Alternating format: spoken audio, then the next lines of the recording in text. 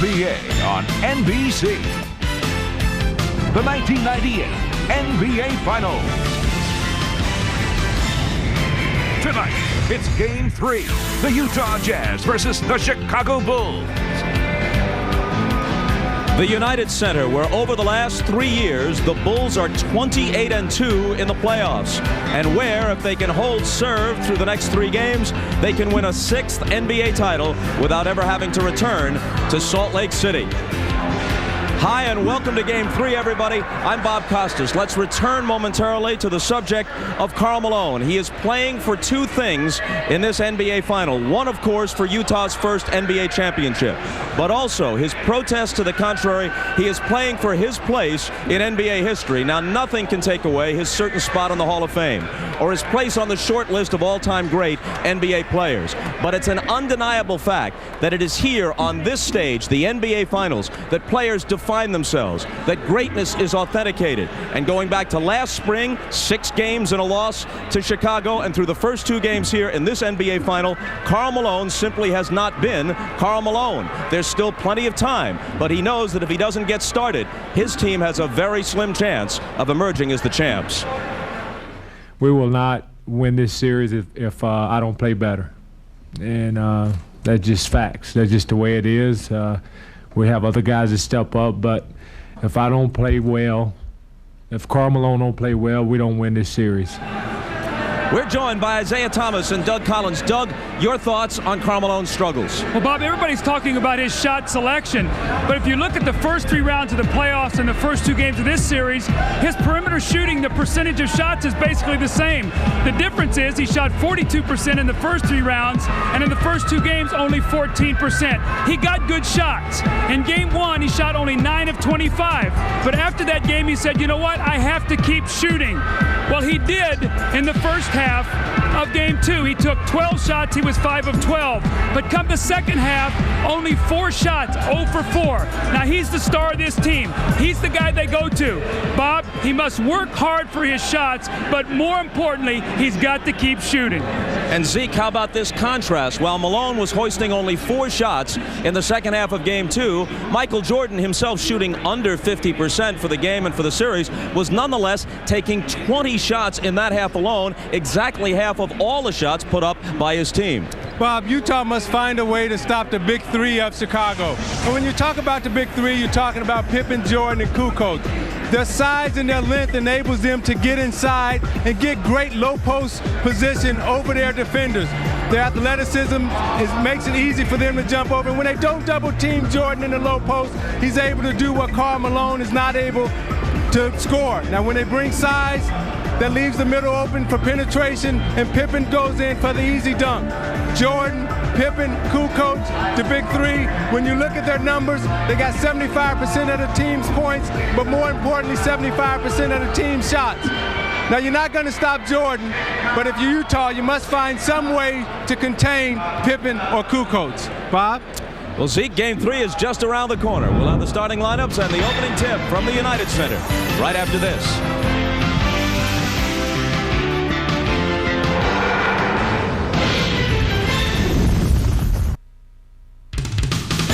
The NBA on NBC is brought to you by Miller Lite, who reminds you that a Miller time can be anything you want as long as it feels good. By the new Nissan Altima. Nissan, life is a journey. Enjoy the ride. And by Nike.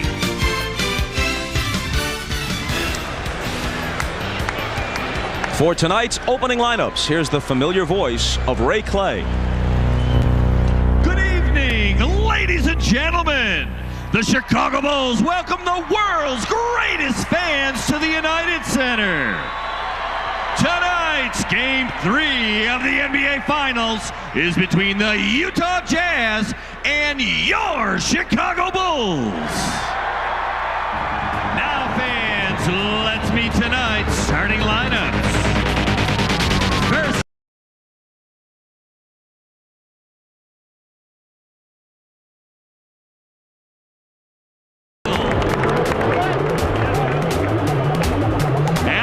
forward, 6'9", out of Louisiana Tech, Karl Malone. At center, 7'2", from Kansas,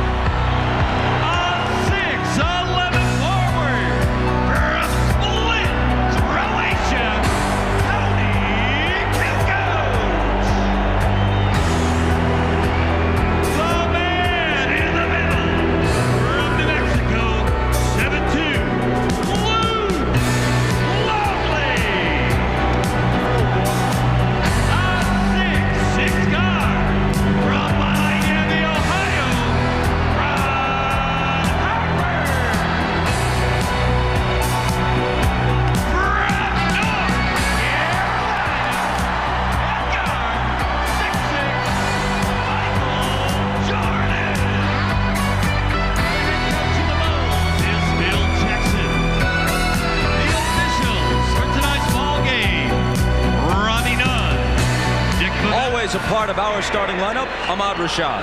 All right, thanks, Bob. Michael Jordan told me there was good and bad about winning the game the other night. He said the good was the fact, obviously, that they won the game.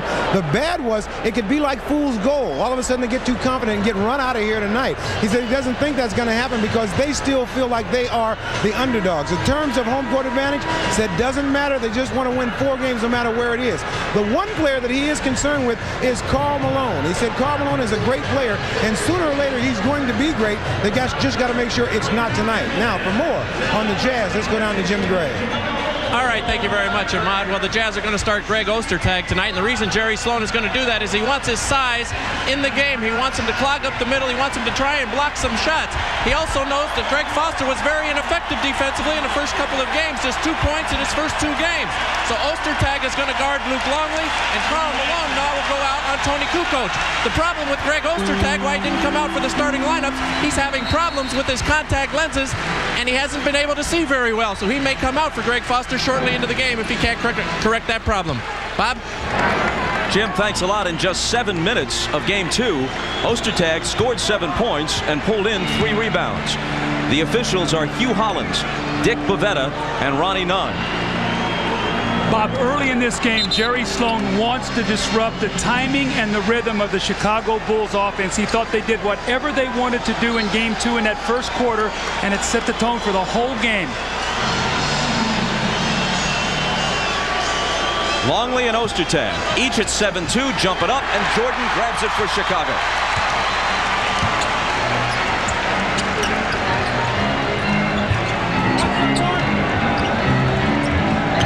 Harper guarded by Stockton.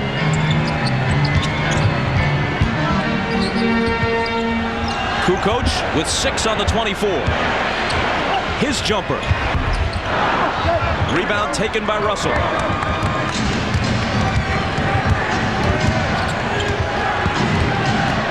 Malone wastes no time and hits the jump shot. Prior to that, through the first 2 games, he'd hit 3 more jumpers than a dead man. 3 of 22, but he starts out by connecting on his first one tonight.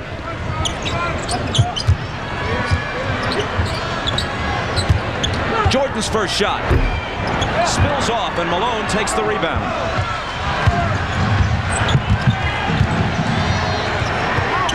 Hornacek, who scored 20 in Game 2, hitting 7 of 11. Malone, 2 of 2. See, the thing that I like what Karl Malone has done, his first shot came from inside on the post. He was able to get inside, get the easy shot. That gave him confidence, and then he stepped on the perimeter. You go inside out, not outside in. Hornacek opening on Jordan, who finds Longley, who was fouled on the run. Could have been a 3-point play, but the shot fell off. Early offense from Utah. You see Malone on that low post block. Inside reverse pivot, he squares it up, and Isaiah said he hits the little medium range jump shot, which gives you a lot of confidence. So he comes right back, and more importantly, Isaiah, no hesitation. Squares it up. Those are exactly the same shots he got in Utah, and he's already buried his first 2 shots. Now, what Malone must do, Doug, is stay inside. Don't get baited into taking the outside J. Use the outside J to open up the inside game. See, Bob talked about being 14 of 41, 21 and 16 points. Normally he averages about 28.5 in the wins in the playoffs for the Jazz. He needs a big day like that today. And he's a 53% shooter for the season. That last foul was on him. Now the pass inside to Ostertag, who was shoved by Pippen. Scottie Pippen is guarding Ostertag, and he's roaming around. So Ostertag is going to have to do 2 things. He's going to have to get underneath the basket and either get an offensive rebound or make himself available out of the double teams and jump up and dunk the ball. Russell to Stockton, who had 24 in Game 1, held to 9 in Game 2. His drive and a little flip shot went fall. Knocked out of bounds. It'll belong to Chicago. See, when Malone comes out and he makes 2 in a row, you got to go right back to him because the big fella's struggling, so you want to keep him involved. Jordan's fadeaway spins off, and Ostertag claims it.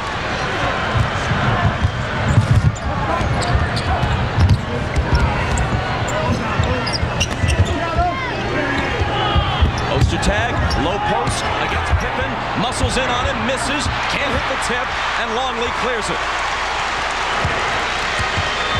Pippen pull up three.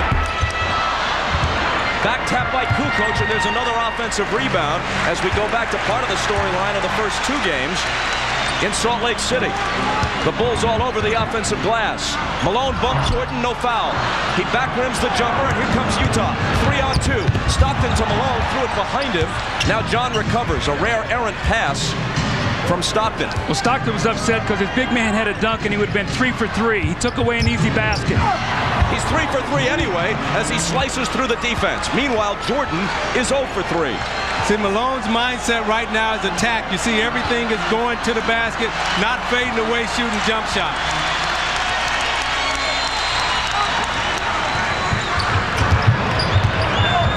Michael with Longley trying to screen for him. Spins around Hornacek and hits off the glass. He had to work awfully hard for that basket, though, Bob, and we're just barely starting this game. If they can make him work that hard, fatigue could be a factor. Hornacek comes off the screen and misses. Rebound Harper.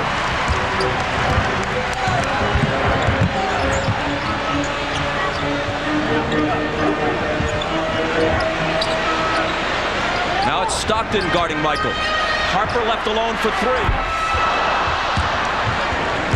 And back comes Utah with a 6-3 lead. Presence of Ostertag. 2 defensive rebounds here to start the game. Malone bouncing it to nobody in particular, and Kukoc picks it up.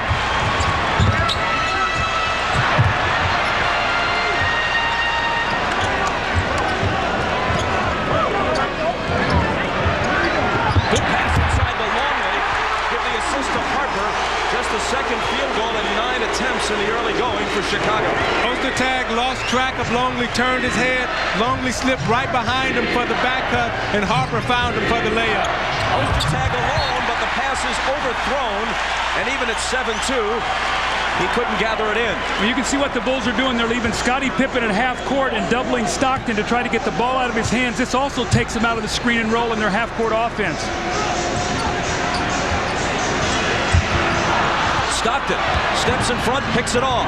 Ahead to Russell against Pippen. And an offensive foul as Scottie had established position. That's number 1 on Russell.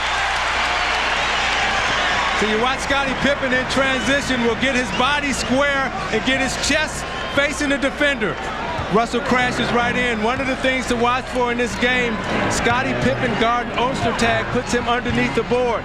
Now he can rebound and advance the ball quickly, and they should get easy fast break opportunities. Hornacek fouls Jordan.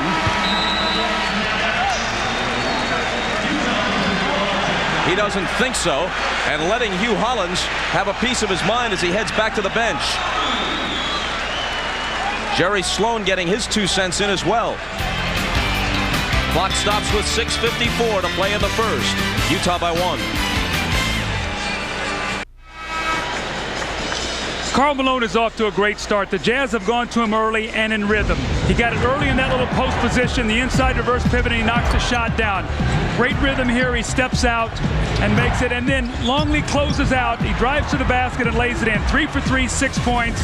Off to a wonderful start here in the first quarter. Malone has already gotten Michael Jordan's attention. Listen during the last timeout. Hey, if Malone driving, you won't know today. You can slide away in the lane.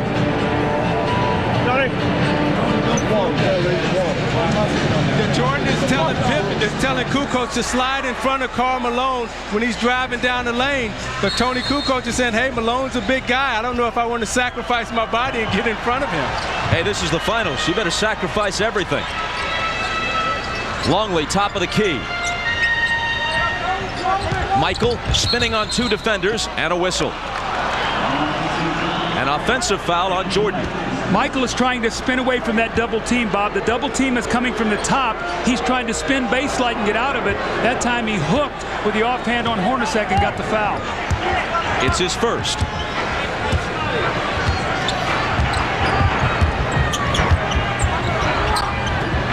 Malone again.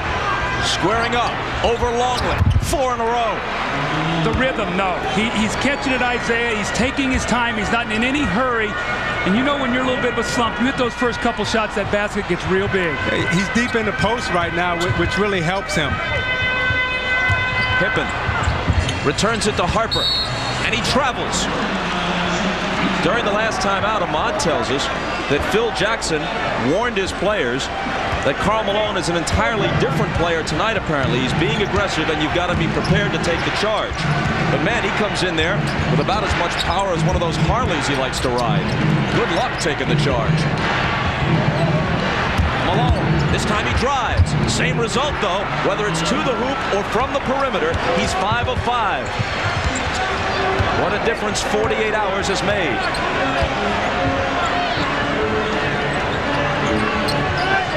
Kukoc for 3.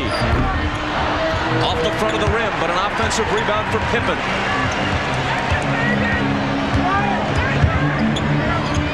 Longley traveled with it. He had an open shot, thought better of it, and then walked. Malone started the game out here. Same inside reverse pivot. Longley's got to give him some distance because of his quickness. Knocks the shot in. Now when you knock it down, what do? You better close out and you better play him. So a little pump fake. He attacks that weak side foot of Luke Longley. Easy layup, no weak side help. You're going to see Dennis Rodman in the game right now. He's going to try to cool him off. But Isaiah, as you know, once a guy gets started, it's so hard to come in and play defense on him. And Doug, the great players, you know they're not going to struggle 3 games in a row. They may have a bad 1, a bad 2, but very rarely do they have a bad 3. Longley stays in. It's Rodman for Kukoc. It's Russell from the outside. It's too long. Jordan got a hand on it, and Longley eventually claims it.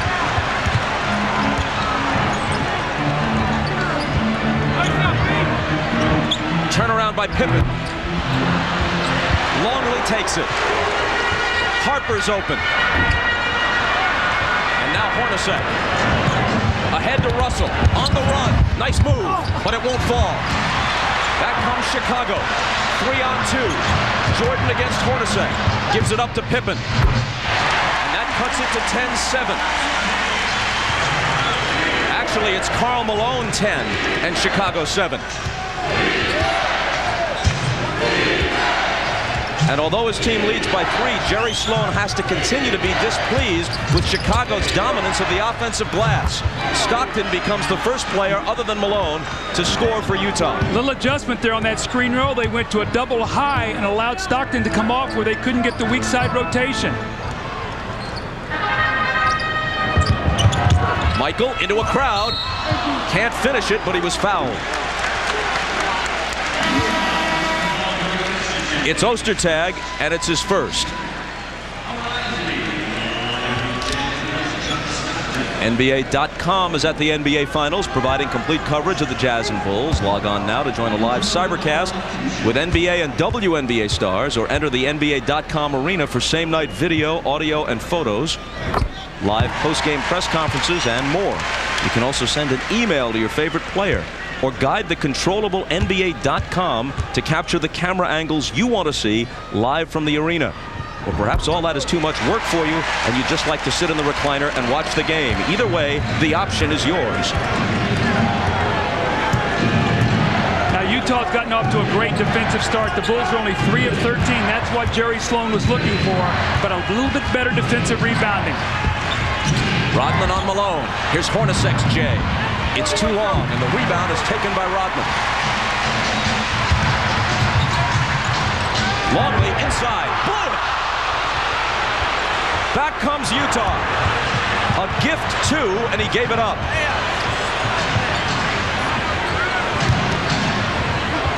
Malone. Fade away on Rodman. 6 for 6.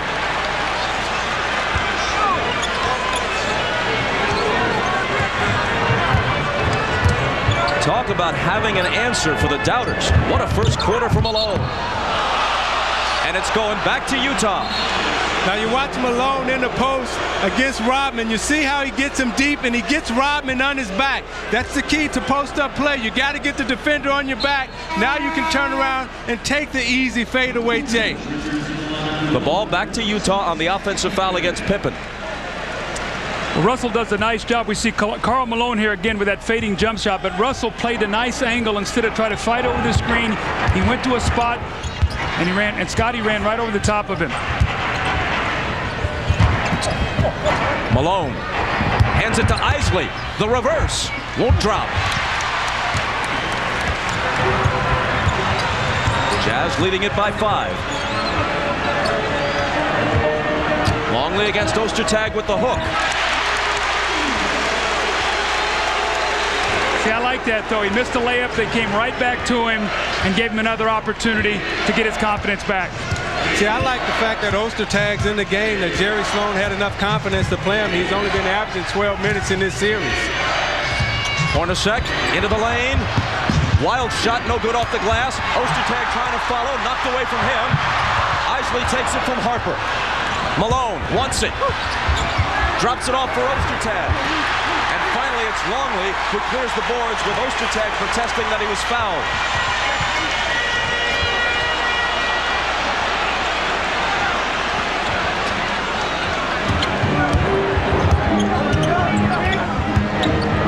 Longley another hook shot. And he was fouled on this one. Ostertag picks up his second, and we step away. Jerry Sloan made the decision to start Greg Ostertag. The centers thus far have been taken out of this series in game 1 and 2. They tried to go to a smaller lineup and keep up with Chicago's speed. But Greg Ostertag was very important to them in the conference finals, and he's coming up big here tonight with 5 early rebounds. You don't need him for scoring. You need Ostertag for rebounding and shot blocking. Now Foster must come in and supply the same. And we go to Jim Gray. All right, Bob, Greg Ostertag is having a problem with his right eye. At the end of the pregame warm-up, he was poked by one of his teammates. His contact came out. It scratched his pupil a little bit, and it's dilated, and according to the doctor, he's just having a little trouble with his vision. He will be able to return to the game. Right now, they've taken it out to watch the pupil for just a little bit. Bob? Thanks, Jim. 1 of 2 for Longley, cutting Utah's lead to 2. Look at this. The rest of the team has hit 1 of 12. Malone a perfect 6 for 6. They're trying to get it to Karl. Now it's Hornacek. Jordan on him. Longley comes over with help. Isley with 4 seconds to shoot. Isley has it blocked by Harper, who continues his outstanding defensive play. Longley on the run, trying to get it to Michael, and they cough it up with Hornacek the beneficiary. Russell pops free and misses a wide-open three-pointer. Looks like Luke Longley's making a conscious effort to try to beat the Utah centers up and down the floor. Michael in traffic. Deals to Kukoc and now Longley. The bounce to Kukoc on the return, and he lays it in to tie the game. That's his first basket. Kukoc had 13 points in game 2, all of them in the first half. Not such a quick start for him tonight.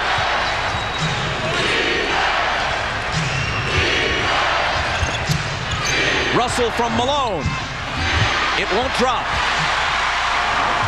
Chicago looks to take the lead in a very low-scoring first quarter. It's Harper on the run, hoping to turn it into a three-point play as he had been bumped by Isley. Harper will come to the line with 38 seconds to play in the quarter. Tony Kukoc is at the top. The ball is going to go inside. And watch the great back cut in the pass. As he goes to the basket, Tony Kukoc with that slashing move, and that's the way he scored in the first quarter in the first half of game 2. Got out on the perimeter in the second half, got nothing going. Harper, a great scorer early in his career with the Cavaliers and the Clippers. That's his first point tonight. But he has 6 rebounds, 2 assists, and a blocked shot in this first quarter. Longley goes out, and Scott Burrell comes in. We really got to keep our eye now, and when you start going to the benches, it's been Utah's advantage in the first 2 games. Chicago's bench must play well here today. One of 2, but Kukoc is there to turn it into a three-point trip down the floor. And a three-point Chicago lead. Malone, sandwiched by two defenders. Off to Russell and now Hornacek. Can't tie it. 20 seconds to play in the quarter. They've got some great shots, Bob. They just can't make a shot right now. Chicago's on an 8-0 run.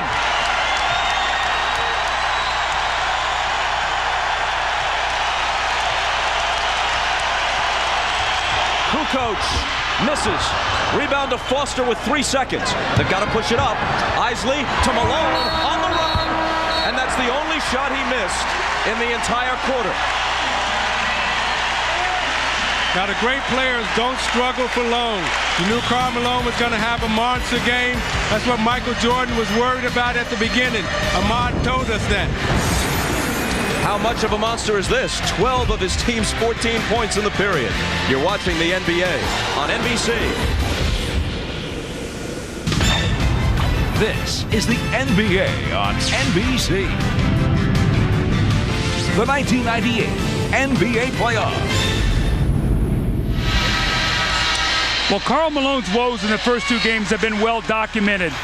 But the shots that he missed are good shots. The fading jump shot in the post, and you're going to see the little medium-range jump shots that just wouldn't go for him, the foul line jumper.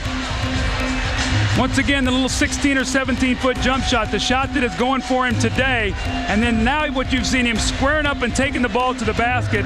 So Karl Malone is mixing up his game inside, outside, giving him a great start. Now he needs some help from his teammates. And by the way, that last shot at the end of the quarter came just a fraction of a second after the horn, so it doesn't count officially. He remains 6 of 6 and has scored more field goals in 1 quarter in this game than he did all night in game 2 when he hit just 5 times from the field.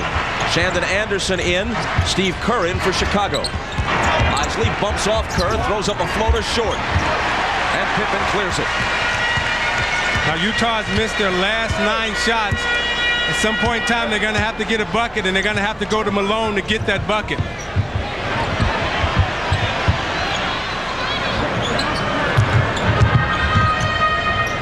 Rodman turns. His shot is blocked partially by Malone and taken by Russell. Jordan begins the second quarter on the bench for Chicago.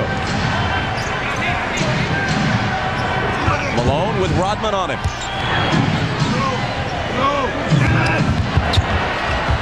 On the run, it's Isley missing. And another rebound for Rodman, who was poked in the face.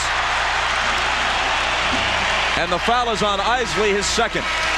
One of the things we saw in the first 2 games was when Shandon Anderson came into the game, they immediately went to him on the block for 2 or 3 quick post-ups.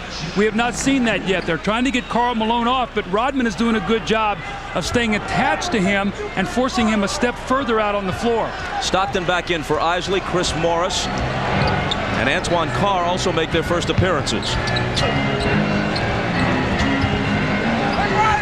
Stockton on Kerr. Around a Rodman screen with the bounce to Pippen. Scotty into the lane. He banks it home. That was a nice hesitation move by Scottie Pippen. He froze the defender, went down the lane, shot the runner off the glass.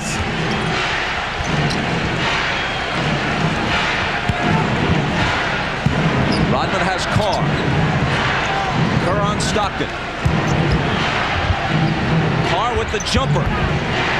He backrims it, and Chicago returns with the ball, up by 5 all of a sudden. And Stockton fouls Kerr.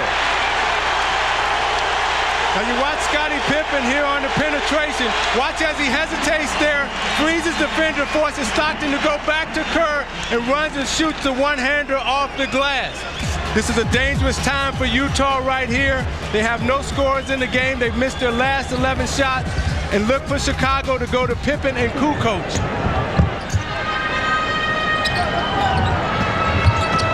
Here's Scotty. Morris is on him. Into the lane, another runner. He hits it, plus he's coming to the line. See, Bob, in game 1, Scottie Pippen lived out on the perimeter, shot a lot of jump shots. Game 2, he started slashing and cutting. You're seeing the same thing. You saw the right-hand hook off the glass the previous possession. This, the little runner in the lane, and the possible and 1 for the 3-point play.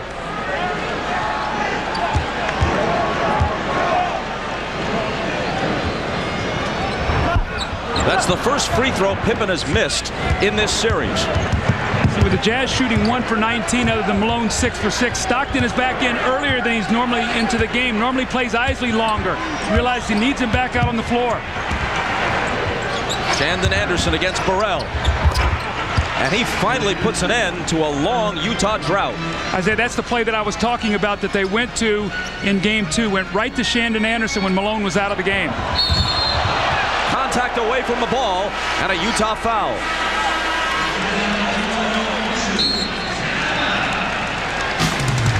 After going 1 of 19, other than Karl Malone's perfect shooting, they go inside to Shandon Anderson.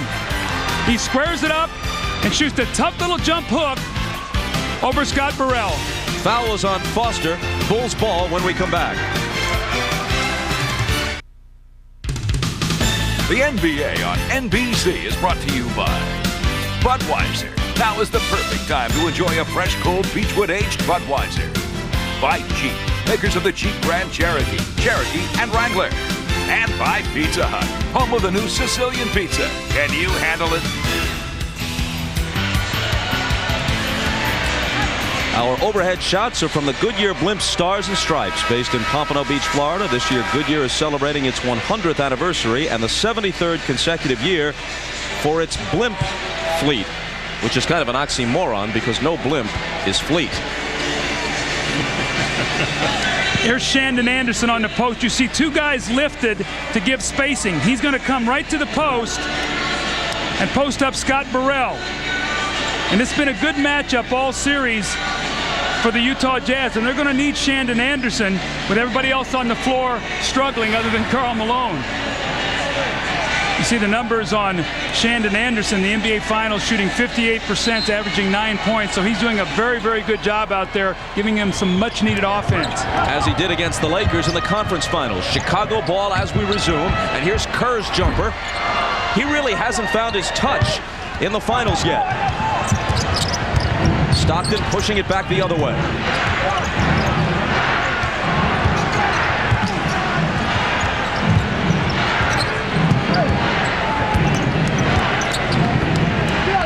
Shot clock down to 6. Anderson's pass intercepted by Kukoc, who flips it to Pippen. Scotty on the move, dishes to a wide open Burrell.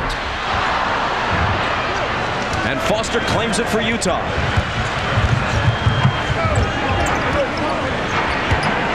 Burrell gave Chicago 15 decent minutes in game 2. This is Anderson inside, and it drops for him. But if Burrell does not hit open jumpers like the one a moment ago, he's not of much use to Phil Jackson. They went to Buechler in game 2. Today it's been Burrell because Buechler had problems with Anderson. You saw Kukoc on him on the last possession. Pippen behind Burrell's screen, and Scotty drills it. He's got 8. Scotty's shooting the ball extremely well right now, but most importantly, he's giving Michael Jordan a chance to rest. Anderson again. He's fouled this time. Now you watch Shandon Anderson here, and the great pass of John Stockton, the great feed. Look at the rotation on the ball, right into his shooting pocket. All he has to do is step in and finish. That's the first on Burrell.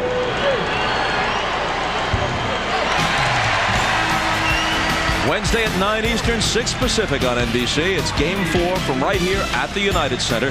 The Jazz and the Bulls. Game 5 will be Friday. And a week from tonight, game 6 back in Salt Lake City, unless someone wins 3 straight here.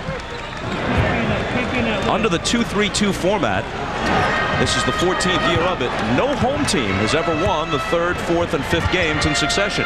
But 2 road teams have. Kukoc.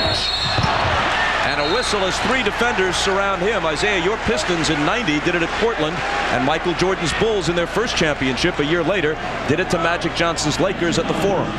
Bob, I think game 3 in the 2-3-2 series is the most pivotal game. It used to be game 5, but game 3 gives you the psychological advantage if you're able to win that game at home or on the road.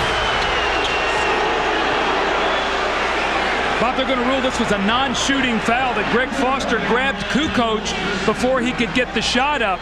Now, Foster's being very aggressive. Now they're going to make it a 2-shot foul. I guess they've changed it, saying was it a flagrant. Well, the Jazz are now over the limit. Okay. That's their 15th foul already. Less than 4 minutes into the period. Meanwhile, Chicago has only 1 team foul. The referees were talking and said it wasn't a 2-shot foul. They did not realize that it was in the penalty also. So now Chicago will shoot the rest of the way. Malone back in, Jordan back in. Foster out with 2 fouls. Rodman out, Longley back in. For those of you scoring at home.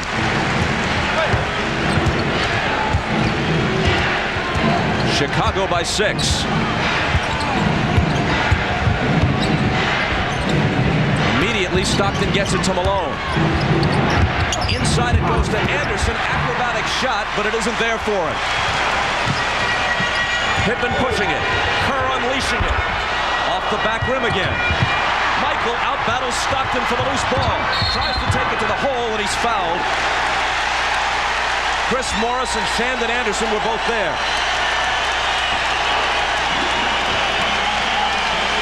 Now, you got Shandon Anderson who's getting off, and who does Chicago go to? Okay, Michael Jordan, I'm going to fight you in the post. I'm not going to let you get it.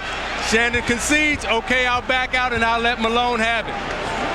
The bull stopper is Michael Jordan chasing him on defense, and then on the other end, out-battles Stockton for the loose ball, and there he is on the free throw line. You look at his game time rest, but the actual time that he had was close to 9 minutes of rest for Michael Jordan. 6 points for Michael. And an 8-point Chicago lead. It's the biggest lead for either team. Malone fakes and drives and draws the foul. Well, he had the open jumper, but decided to take it into the lane instead. One of the adjustments that Utah has made is they're not running much wing screen roll. They're doing more high or side screen roll, Isaiah. And what it's forcing Chicago to do when they help, Malone now has been able to step back. He's catching the ball. Now he's driving the ball to the basket. So the adjustment they have made is to run a little bit more high screen roll or screen roll in the center of the floor. The foul on Longley was his first.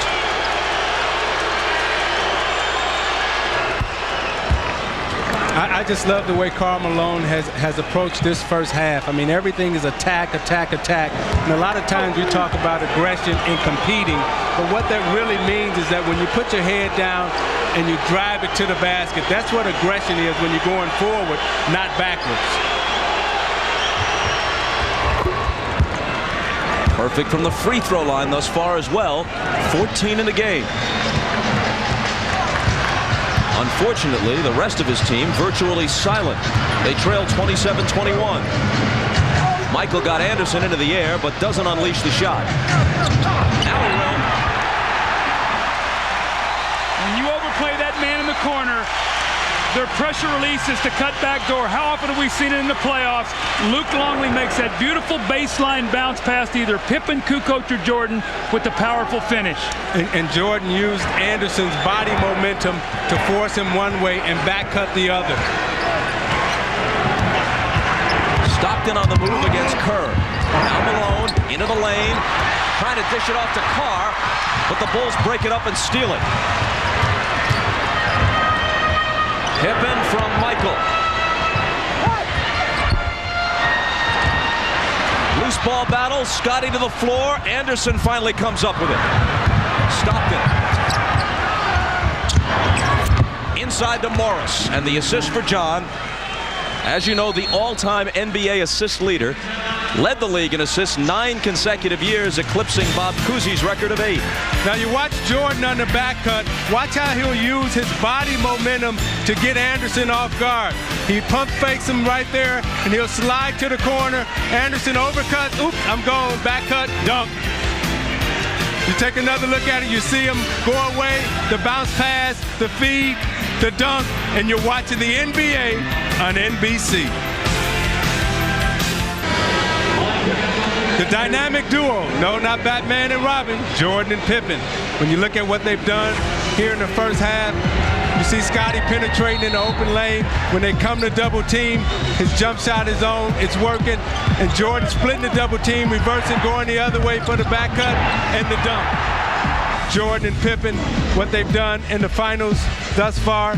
You look at the score and you look at the rest of the team last year and this year.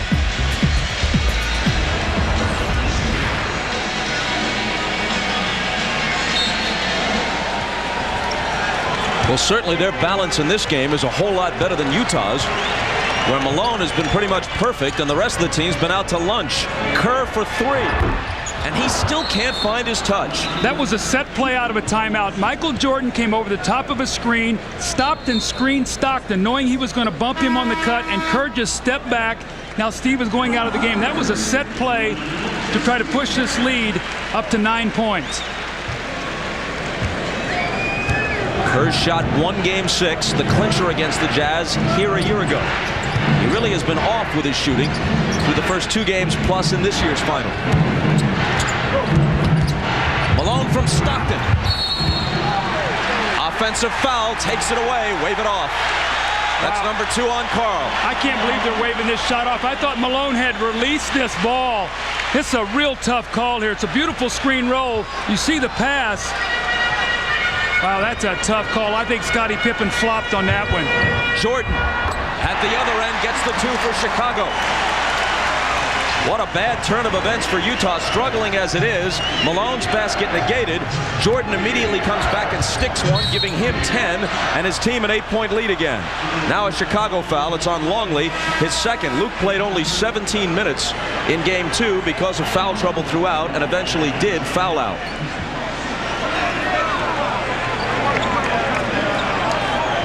Now you watch Jordan away from the ball, moving without the ball. You see he sets Morris up and comes right off the screen, right into the shot. Utah loses it. Jordan back, spinning, fading, firing, and drawing the foul.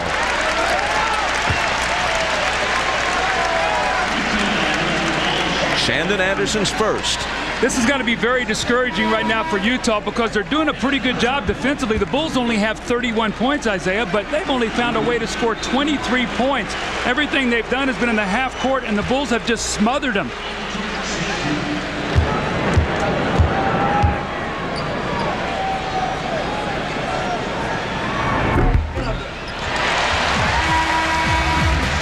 You look at Jordan from Game 1 and Game 2.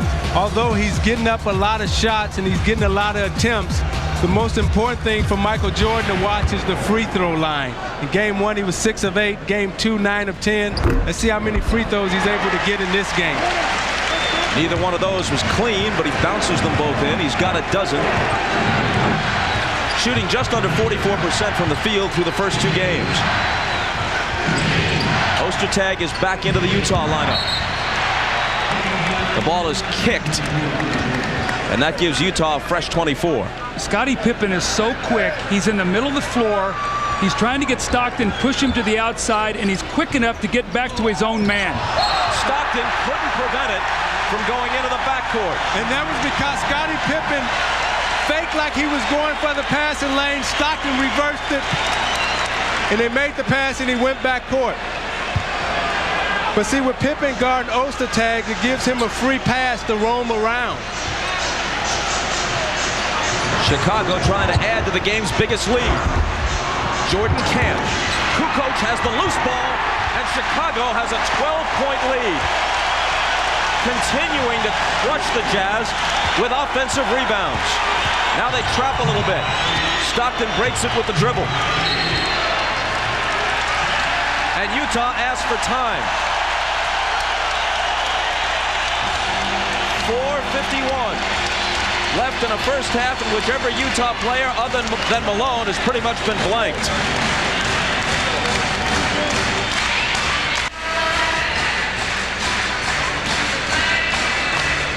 That's Bobby Sloan, wife of the former Bulls coach and of course present Jazz coach Jerry Sloan. She has a compelling personal story. Hannah Storm interviews her and her husband at halftime on the Prudential Halftime Report. What a warm and engaging woman Bobby Sloan is. You'll hear from her at halftime. Here's Scottie Pippen. Now watch what he's going to do. He's going to chase him off the center of the floor. He's guarding Ostertag. Kukoc helps him. Then he gets back. It totally disrupts the Utah offense. Now they've got no place to go. The clock is working against them, and it eventually turns into a turnover. And Karl Malone started out 5 of 5 against Longley, but he's only took one shot against Dennis Rodman. And the United Center as loud as it's been all night. Now they settle in a bit, but they were really whooping it up as the Jazz tried to inbound. Stockton on the move, back outside to Malone. Now it's Russell. Just before the shot clock, he hits a two-pointer. His foot was just on the arc. That's his first basket. And only the second field goal by a Jazz starter other than Karl Malone. Stockton had the other one.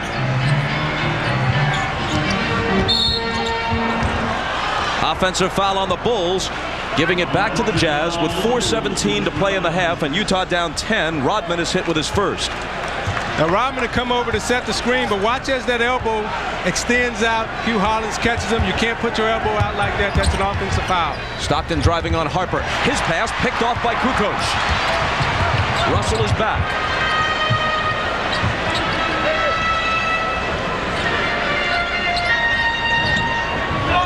Michael against Hornacek. Ostertag with the help. The bounce in the lane. Harper at first couldn't hold on to it. Now recovers and misses the shot. It's out of bounds. Off Chicago, says Ronnie Nunn. Chicago is doing a great job defensively. They will not let Stockton get to the middle of the floor. Isaiah, they're driving him to the baseline and smothering him with bigger players, giving him no passing lanes. And they're staying on his right hand because Stockton is a right-handed passer and a right-handed shooter, and they're forcing him to do everything with his left hand. Malone traveled.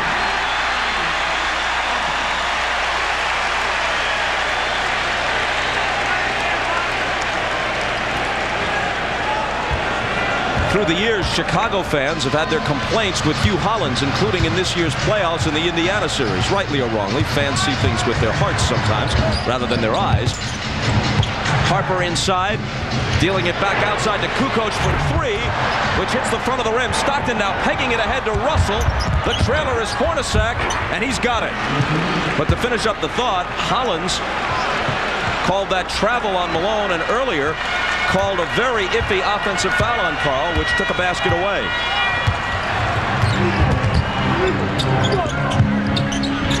Pippen give the assist to Harper.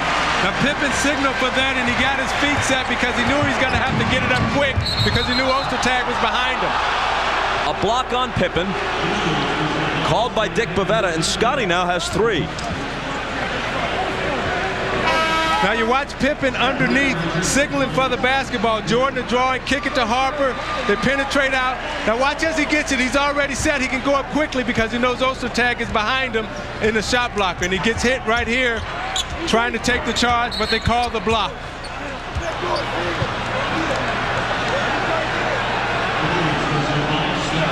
And another Chicago foul immediately, this one on Burrell, and finally that pushes them over the limit with 2:39 to play in the quarter. Now Pippen has been so key to the Bulls defense. We have 2:39 to go. The Bulls are up 10. Can they find a way maybe to attack this Chicago defense now with Scottie sitting down and try to close this lead maybe to 5 or 6 as they go into halftime? Look at the difference in the free throws. That was only the 5th taken by Utah. Chicago to this point has taken 3 times as many. Michael Jordan has only taken 7 shots tonight, so that might be part of the plan. Get everybody going so he has great energy to finish this game, and it's working right now. The Bulls are up 8.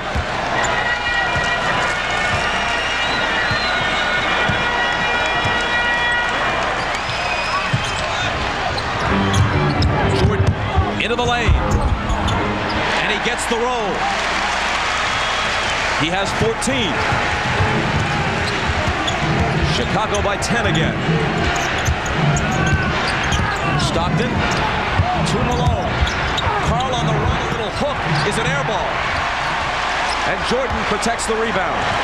Rodman's doing an excellent job on Malone, taking away his driving out. A great catch by Kukoc. That was more impressive than the basket itself. He was able to maintain his balance and continue his move to the hoop after a very difficult catch. And now the difference is a dozen.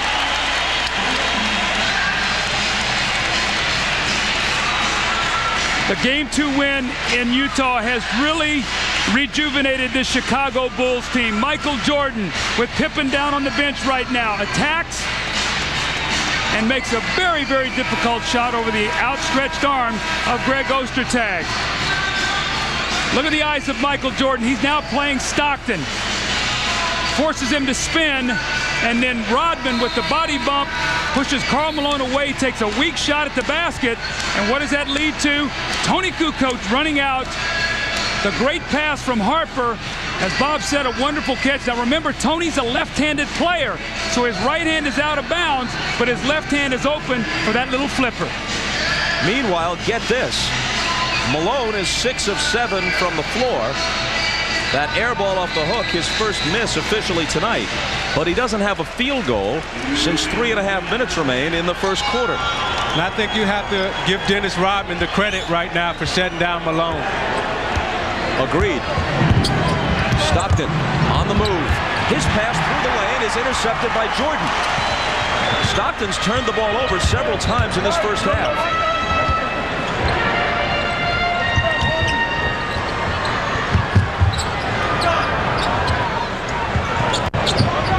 Kukoc looking for Michael and finding him. Spins on Hornacek to the left hand. An absolute beauty. Now Jordan went from side to side 2 times trying to get that basketball in the post. He wanted that shot. He worked for it, and he finally got the position that he wanted.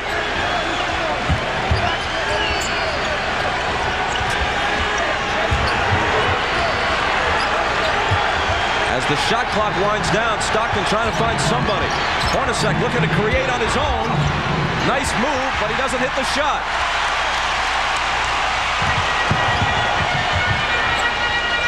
Harper bumps off Stockton and lays it in. Stockton looking up at the official, Bavetta, saying, hey, come on. Where's the charge? Well, he was inside the dotted area.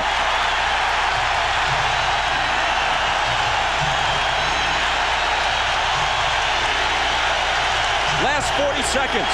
Crowd roaring. Chicago by 16. And Hornacek takes 2 off of it. And look at Michael Jordan. His team's still up 14 points, but he's annoyed because somebody blew a defensive assignment on Hornacek. Looked like he was pointing at Harper, who generally has played tremendous defense in this series. Going to isolate Kukoc to go against Foster. Now Kukoc likes to drive left. Rodman gives it right back to him. 3 on the shot clock. Fade away. That's the way it's going for Chicago.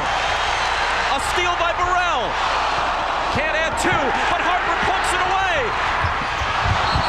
And finally, mercifully for Utah, the half comes to a close. But wait a minute, Burrell took a tumble.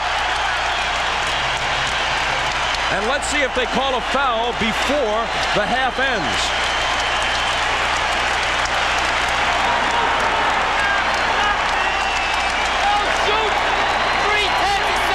Can things go much worse for the Utah Jazz?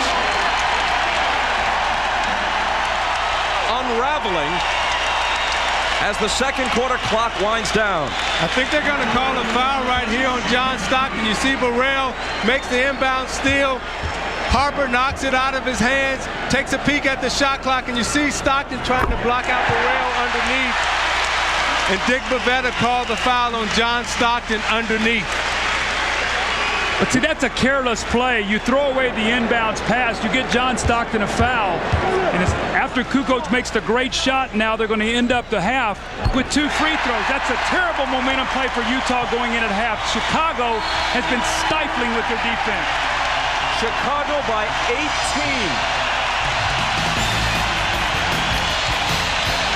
Utah turned it over 12 times in the half. Malone and Stockton 4 times each. Coming up at halftime, Hannah Storm's interview with Bobby Sloan. That's on the Prudential Halftime Report after these messages. You're watching the NBA on NBC.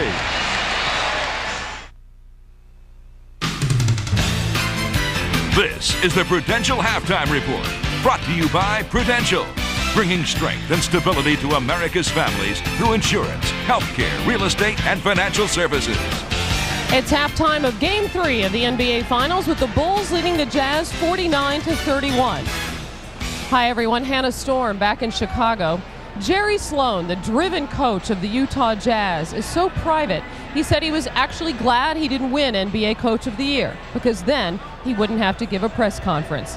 But now Jerry and his wife Bobby are sharing the very personal details of her battle with breast cancer. The Sloans have been married for 35 years. This story begins when they were both growing up in McLeansboro, Illinois. I love telling the story about the first time he ever asked me out. I was actually horrified because I was 5'9" and he was 5'6". And at that time, when you're a young teenage girl, the last thing you want to do is go out with a little short guy with a high voice. And so I said no. And next year he came back and he was 6'2". And that was different. And so you finally went out. And what was he like on a date? I told my mom after we came home, I said, that's the last time I'll go out with him. He didn't say 2 words all night. But 6 years later, Jerry said, I do. And the Sloans began their life together. While Jerry was an NBA star, Bobby was a nurse and raised their 3 children, 2 girls, Holly and Kathy, and a son, Brian, who is now a doctor in Indiana. Last June, Jerry's coaching career had reached its pinnacle. 2 games from an NBA championship. While the Jazz were losing Game 6 in Chicago, Bobby watched alone at their home in Utah. I laid down to go to bed and I felt a really sharp pain in my left breast. And I just reached down and I felt a lump. And I knew that that wasn't part of my anatomy. I knew I was in trouble. Why didn't you tell Jerry initially what your suspicions were? He's never ever really dealt with, you know, even when the kids were born, anything wrong with me, he's never dealt with it really well. He's kind of, we always say, he's kind of a doomsdayer, you know, and the last thing, you know, when you think there might be something wrong is to have another long face around beside your own. And then Brian was given the task of telling everyone else in the family. I was afraid I'd cry, and so I let Brian call him, and it was really cute because after he left, he being the medical person that he is, he had everything outlined, you know, of what he was going to tell each person. So there his notes were, and his notes to Jerry were so cute because he said his notes just had, in order, had written, no long face, no doomsday, she's going to be fine, it's not like it used to be. Don't be your usual pessimistic self. Exactly. That's exactly what it was. She'll always be a breast cancer patient and now hopefully a breast cancer survivor, but with the early diagnosis and the treatment that she has received, chemotherapy including surgery, she should have an outstanding long-term prognosis. Brian probably gave me the most encouraging part. He said, I think she's going to be just fine. That was the thing that probably helped the most because I knew that he knew a little bit about more of what he was talking about than I would ever know. That was a relief knowing that she did have it, that the outcome would probably be positive, and but there's no guarantee of that. That's always in the back of your mind, knowing that it's there, that you know, it could be fatal. This was such a life-altering event. How did it affect your marriage? I don't know that he knew at that point exactly how to deal with me and the situation, and I didn't read him really well as to how he wanted to deal with it. And so we just both kind of didn't say anything. You know, we just really didn't talk too much about it. And he continued on with his lifestyle, and I continued on with mine. And what was the turning point?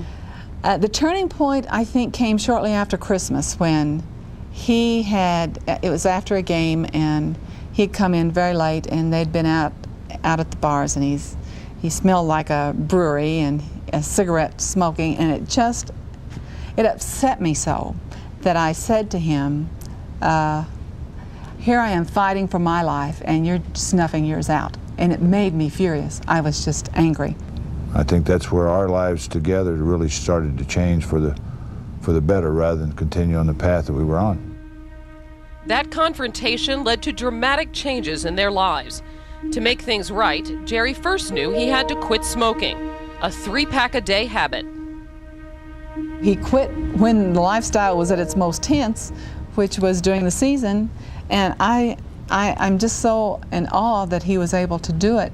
And he says now it's for life that he's quit smoking. And the drinking and the bars, cut down on that also? He doesn't go to the bars anymore. In fact, I wait around for him after the games now, and sometimes we go out for nachos, and I'm not saying we won't have a margarita occasionally, because we do, but I haven't seen him drink a beer in months. And now instead of going to the bars, we go to the ice cream shop, or we go to the pie house. How do you like it, taking the long walks, going to get pie at night? It's a different life for you. It has been different for us, and it's been great. I never thought that it would be this way in my life. I guess when you look at everything that's happened, as difficult as it's been, you also have to so much appreciate the good things that have come out of it. Well, we both sit around and talk about that. You know, something that could have been so utterly devastating. And again, you know, back to the reason I'm doing this, you know, is the early detection. It has turned into such a positive because, you know, now my outlook is good, and you know, you face a time, an event that has a chance to alter your life. You know, where you feel like you're given a second chance. Excuse me. My dad, you know, being there for my mom, having to give her medicines through the night, and you know, those are things that, you know, he'd never had to do before, and faced with this adversity, I think they've really made the most of it. Their second chance has come in 100 different ways. The one that surprised Bobby the most was this. She was now part of her husband's basketball world. Jerry asked you to ride the team bus after they clinched the series against the Lakers, the Western Conference Finals. Shocked. Were you surprised? Oh, stunned. I was just, you know, as much as even inviting me into the locker room, which that was even more astounding, you know. What did that mean to you? It just kind of meant like he wanted to include me in it this year. You've been married for 35 years. 35 years. And then this changed. And it's like night and day. In fact, I think of our 35th wedding anniversary was April 12th. And we woke up that morning and I said to him, listen. And he goes, what, there's nothing? I said, that's what I mean. For the first time in most of our lives, there's no sound. It's just you and I right back where we started 35 years ago. Maybe we just found each other again. Hopefully. In telling their story, it is the Sloans hope to make people more aware of breast cancer. Bobby Sloan's cancer is in remission, and she says the key is early detection, something that most women talk about, but they don't act on it. She urges all women to conduct a self-examination every month and get regular mammograms after the age of 40. We'll be right back.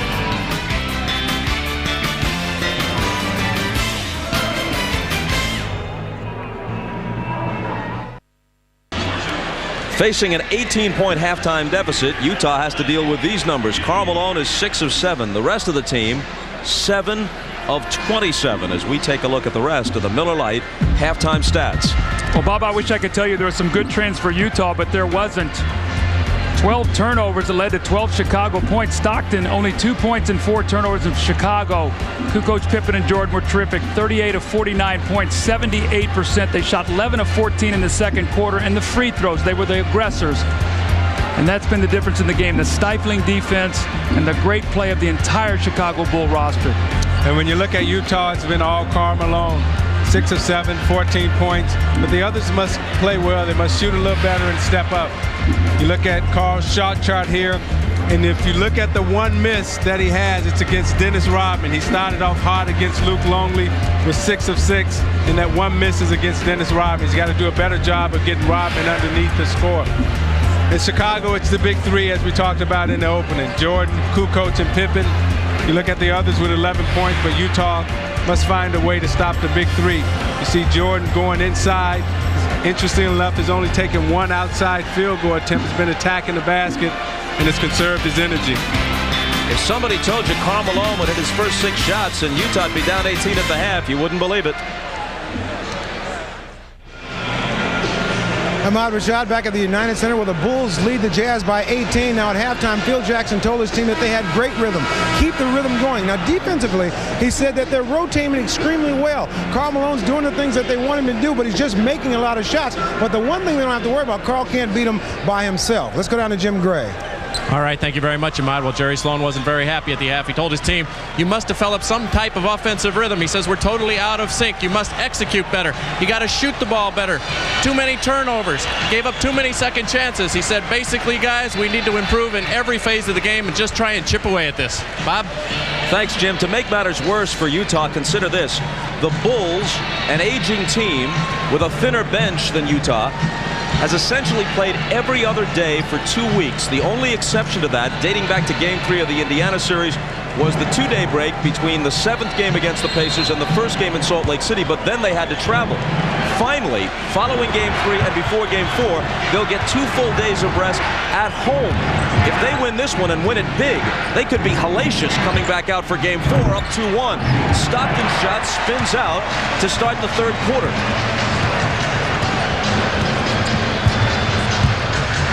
The Bulls look to take their advantage to 20. Kukoc does just that.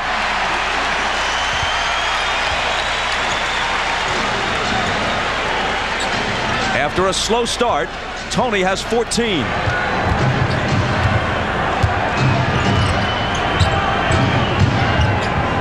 Hornacek looking for Malone, out of bounds to the Bulls.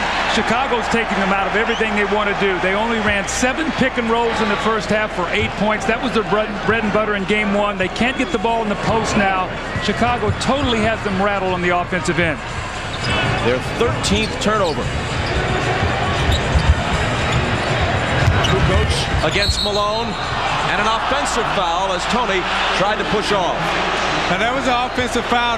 The baseline official, Hugh Hollins, didn't see it, but the back official caught it because Tony pushed off with his right hand. You see, as he gets close enough, he gives Malone the shove. Now the baseline official can't see that, but Bavetta caught it from behind.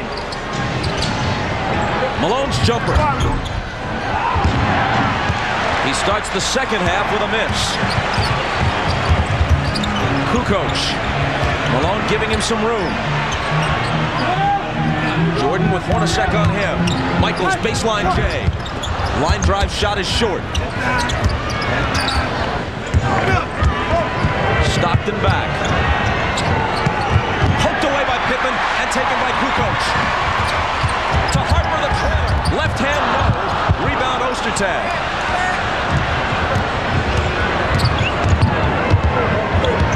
Utah has 14 turnovers, 5 of them by the usually sure-handed Stockton.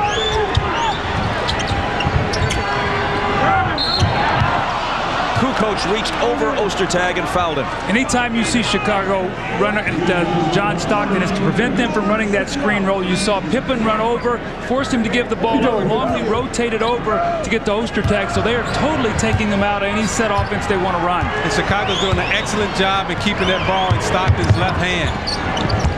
Hornacek spinning, looked like he traveled. And that's the way Ronnie Nunn saw it too.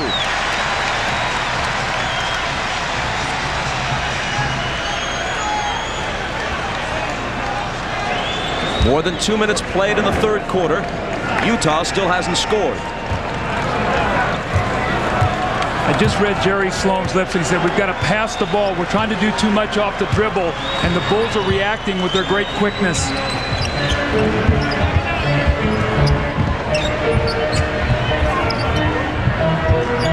Longley fires from 20 and makes it a 22-point Chicago lead.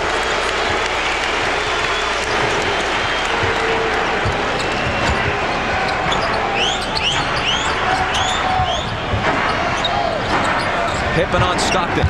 Into Ostertag. Mismatch with Harper, but he loses it. Their 15th turnover. Back comes Harper. Spinning around Stockton. Bulls going for the kill. Longley. Batted away by Ostertag. No goaltend, despite Michaels' pleas. Here's Russell. Malone. And finally, Utah is in the scorebook almost 3 minutes into the 3rd quarter. But even that play was an adventure. It took him a great extra pass to Malone. Scottie Pippen got back and looked like he tried to take the charge on Russell. Didn't get that call. Michael around Hornacek. Russell skies for the rebound.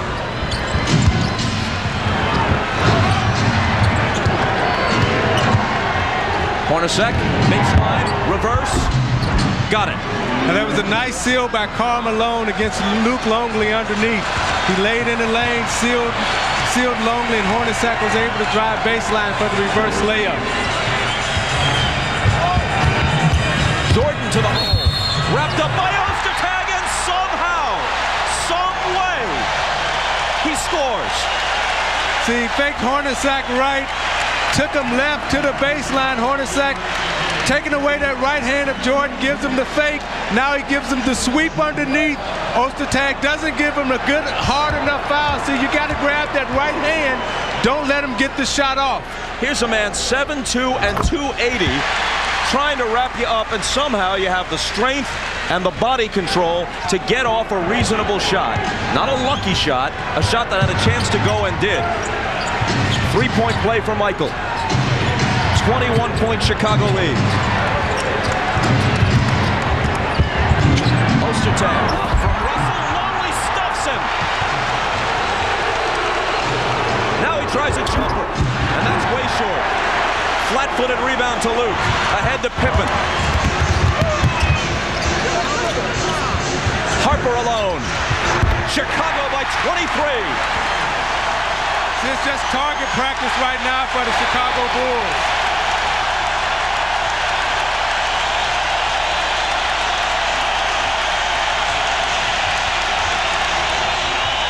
Lob for Malone. Try to muscle up. And finally he's fouled.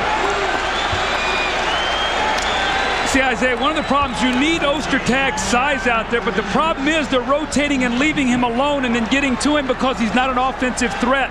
So in essence, what they're doing is Scottie is roaming, and they're forcing them to go to Ostertag, and he just can't finish. And they're leaving Ostertag open underneath, and you saw very vividly right there that he didn't have the type of lift to get it to the basket quick enough.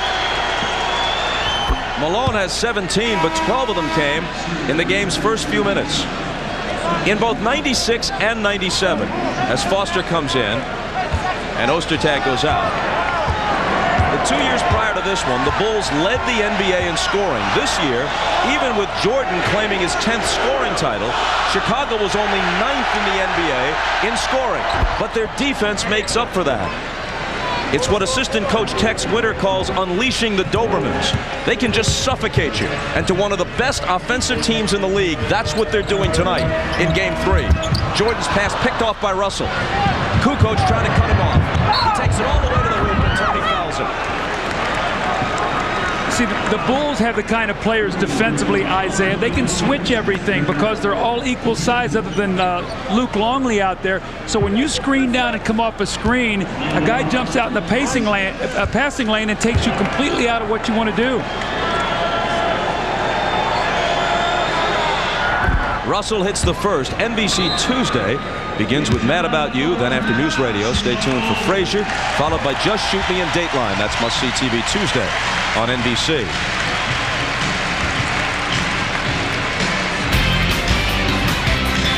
Two close games in Utah, a runaway in Chicago. Miller Genuine Draft presents even more basketball. Now, Chicago's done an excellent job in forcing turnovers. You see they're keeping the ball in Stockton's left hand, pushing him left, forcing him to make tough passes. And their size and their speed, they're so active inside. You see Ostertag has a mismatch here in Harper, but Kukoc Longley is able to get back and tap it out of his hands. Chicago has the three things in the athletes that you can't teach: the size, speed, and skill. And in recognition of this look inside the game, Miller Brewing Company will donate $1,000 to the Thurgood Marshall Scholarship Fund. It's the Bulls delivering a supreme court performance tonight, up by 20.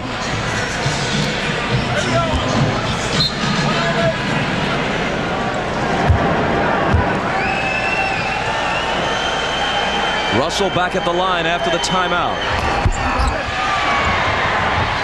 And Pippen claims the miss. It's important for the Bulls to keep pushing here. A 25-point lead as Jordan pops it and misses it, and Malone takes the rebound. A 20, 25-point lead going into the fourth quarter might allow them to rest some people. A 15-point lead would not, and that could become important as the series moves along. And if you're Utah, you got to keep playing because you never know. You know, one of those guys can get injured. You don't want that to happen, but that happens in a series sometimes. Malone turns and shoots from Longley. Second half, a different story than the first for Carl. Kukoc.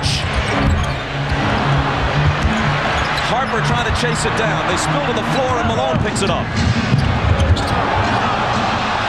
Russell, unguarded, passes up the three, gives it to Hornacek. Now Stockton misfires on a three-pointer, and Kukoc will take it back the other way. It's almost like Chicago's got 6 defenders. It looks like Utah has a shot, and someone runs him off the shot, gives it up to someone else, and someone else closes on him. And some of these Jazz players may be gun-shy. Looks like they're bypassing open opportunities. Kukoc won't. He's such a tough matchup because you put a bigger guy on him, he beats you with quickness. If the big guy backs off of him, he makes the open shot. If you put a smaller guy on him, he posts you. Russell through a crowd, intercepted by Harper. Utah very ragged, Pippen behind the back. Harper picks it up. Now this is when a triangle offense just picks you apart right here. Jordan to Kukoc, but he juggles it into the hands of Malone. Stockton to Carl, who lays it in, but it won't count. Another offensive foul on Malone. Stockton gave that ball up a little bit too soon. He allowed Scottie Pippen to be back, and instead of making him play him where he can drop it off, you don't see this very often. Stockton gives it up, and now Pippen still has time to react. And he gets over. That's twice we've seen that today where Scottie Pippen has stepped in front of Malone and taken away a score. And Scottie Pippen gave up his body, what he was telling Tony Kukoc to do. And I saw Jordan walk back and grab Tony Kukoc and say, see, that's what I want you to do, is step in front of Malone and take the charge. As we move inside 5 minutes, here's Scott Burrell in for Tony Kukoc. Isley, who's just returned, is guarding Harper. Ron tries the fadeaway, and Isley fouls it.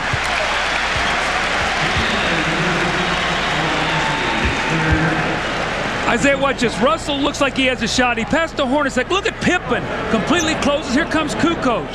He takes him up. Here comes Jordan over, gives up the shot. But he forced him to make 3 extra passes to get that shot off. That's what Chicago has done all day. They've been aggressive. They've been quick. They've been the attackers all afternoon. See, their guards just have too much size and too much speed. You're looking at Ron Harper here on the free throw line, fouled by Howard Isley. Utah's problem is that their guards can't grow. You can't grow 6 inches in a game. They're giving up 6 inches, and every player that they're guarding.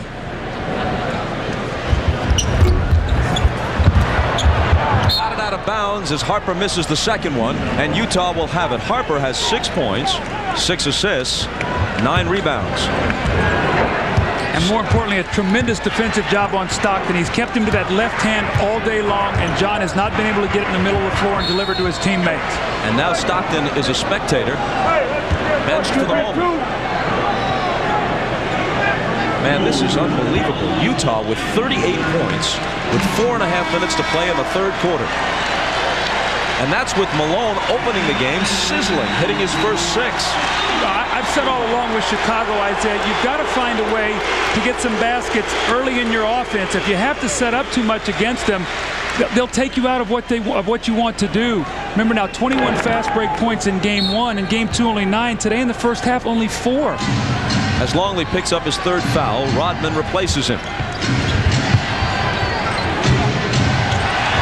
Isley has it knocked away, but Hornacek is there to pick it up. To Malone inside, and now he has 20.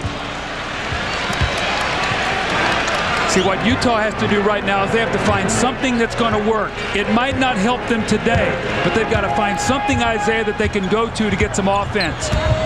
Pippen's jumper won't go, and Russell takes the rebound. Adam Keefe is in for the first time. off Utah's bench. Ronnie Nunn says hold on, and he spots a Chicago foul. Now you watch Rodman battling Malone underneath. Neither one of these men are going to concede. Rodman's trying to do everything he can, so he fronts him.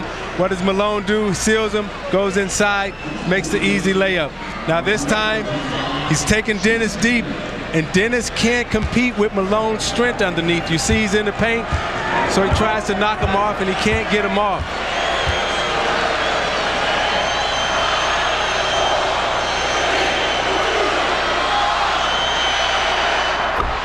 Malone is 5 of 5 from the line, and he has 21 points. So your thought process right now for Karl Malone and the Utah Jazz must be, okay, we got our big fella going now. We got Karl Malone playing. He's in a nice rhythm.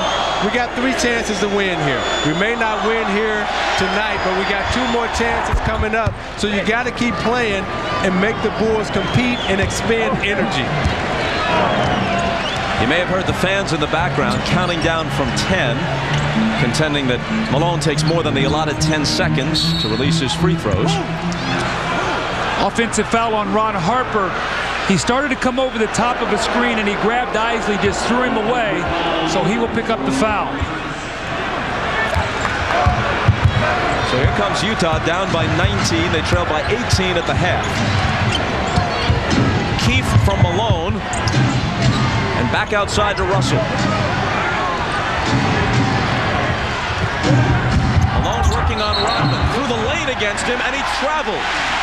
That's the 3rd basket that Malone has had taken away. 2 on charges, 1 on the traveling violation. Now, Isaiah, the difference is Longley has to give him space because of his quickness. Rodman is right up against him.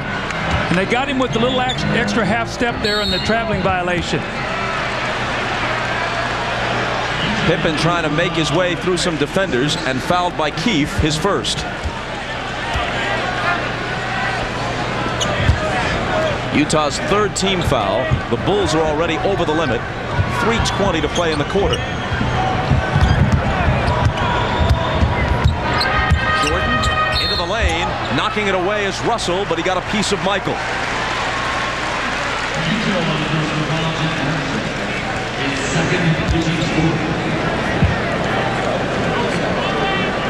Next weekend, the WNBA begins its 2nd season on NBC. Saturday at 4 Eastern, a rematch of last year's championship game as Rebecca Lobo and the New York Liberty take on MVP Cynthia Cooper and the champion Houston Comets. Then next Sunday at 4 Eastern, Lisa Leslie and the LA Sparks face Michelle Timms and Cheryl Miller's Phoenix Mercury. The WNBA on NBC next Saturday and Sunday at 4 Eastern. 1 of 2 for Michael. 20 points.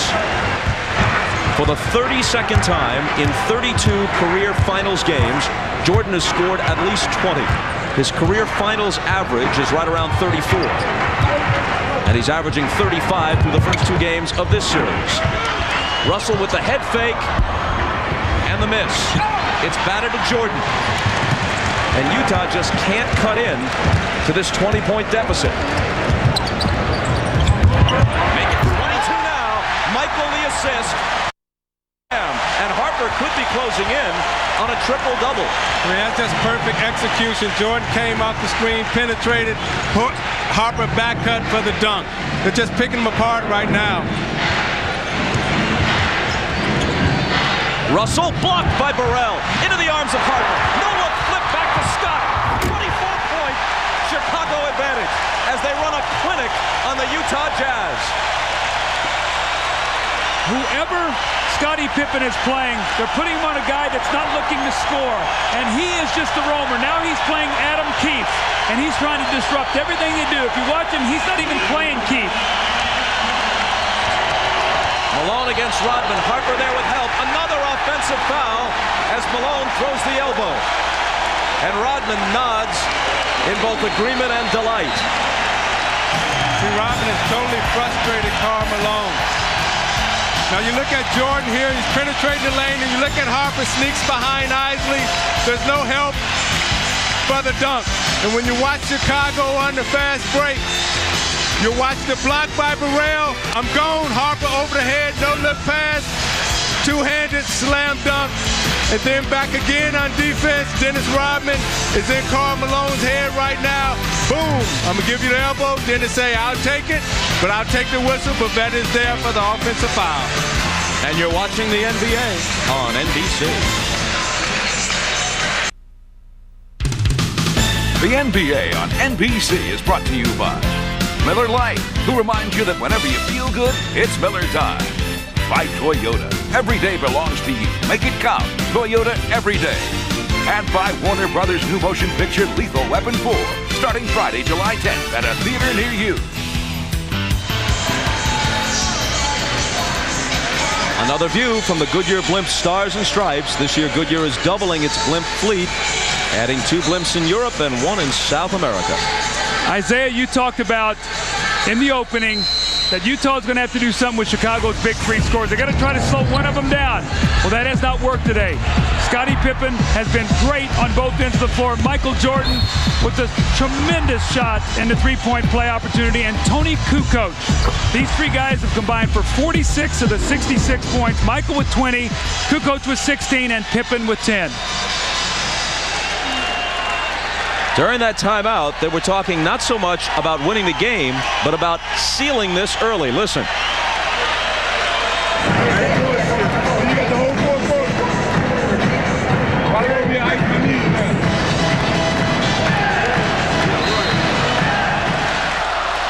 Talking about icing their knees for the whole 4th quarter if they can put the Jazz away here. Yeah, he wants them to get off this minute 55 and then rest. Jordan takes it upon himself and builds the lead to 26. And the look on his face after he turned around and shot that J was another one saying, I'm feeling it, I'm in the zone. Well, he sure doesn't look tired to me. See, I don't think fatigue was a factor for the Bulls coming into this because at the start of the playoffs, they had the same amount of rest as Utah did. Isley misses the 3-pointer. Yeah, but Utah had 9-10 days of rest between the conference final and the start of the final. Yeah, whereas the Bulls had to play a very tough series against Indiana, stretched to the limit, and had only 2 days before the final started. Yeah, but in the playoffs, you want to rest early so you can have your rhythm late coming into the championship round. Rodman gets it from Burrell and can't finish it. Second try, there it is.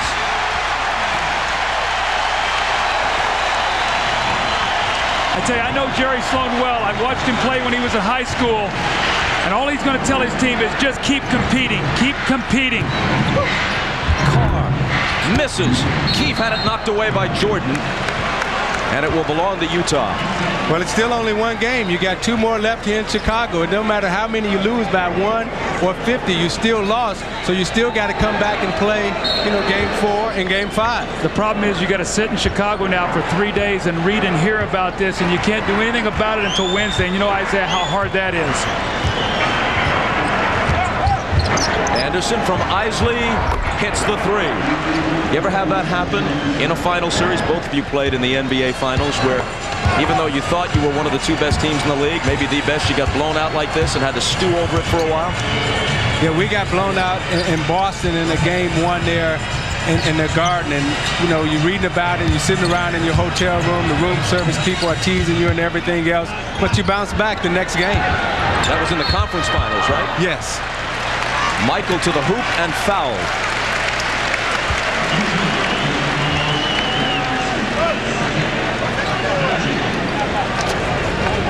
Tonight on NBC, after basketball, the star-studded American Film Institute salute to director Robert Wise immediately after the game, except on the West Coast.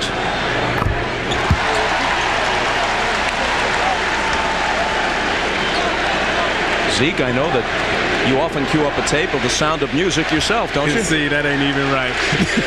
The hills are alive with that Sound of Music for you, Zeke. My daughter loves The Sound of Music. However, when I grew up on the west side of Chicago, my boys wouldn't let me listen to The Sound of Music. Well, West Side Story, which I think Robert Wise also directed, isn't about the west side of Chicago, but we're closer to home, I guess. Isley comes up with it, has to heave it to beat the shot clock. And that sequence, as much as anything, pretty much sums up the game for the Utah Jazz,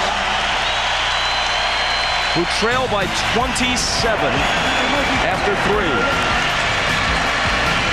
This is a team that won 62 games and won both head-to-head against Chicago in the regular season. Down by 27. You're watching the NBA on NBC. This copyrighted telecast of the National Basketball Association may not be retransmitted, reproduced, or rebroadcast without the express written consent of the NBA.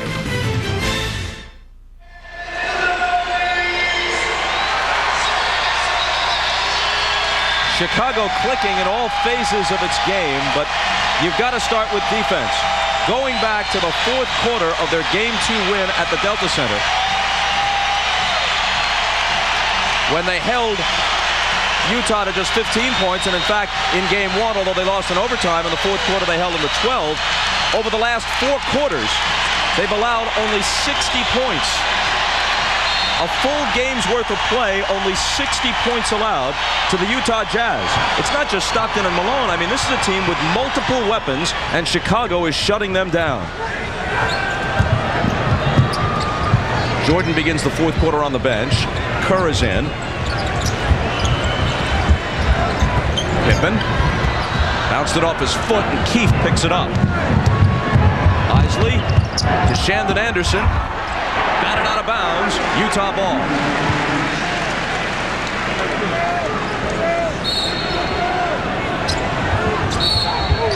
Whistle on the inbound. Offensive foul on the Jazz. Antoine Carr set the moving screen, but it really wasn't his fault because Howard Isley went too quickly, Isaiah. He never gave him a chance to screen. Yeah, and coming off for a screen, you must wait for the screen to get set. Lambeer used to scream at me constantly because I would get him offensive foul because I was so anxious to move to get to the basketball. Kukoc on the move. Hold on.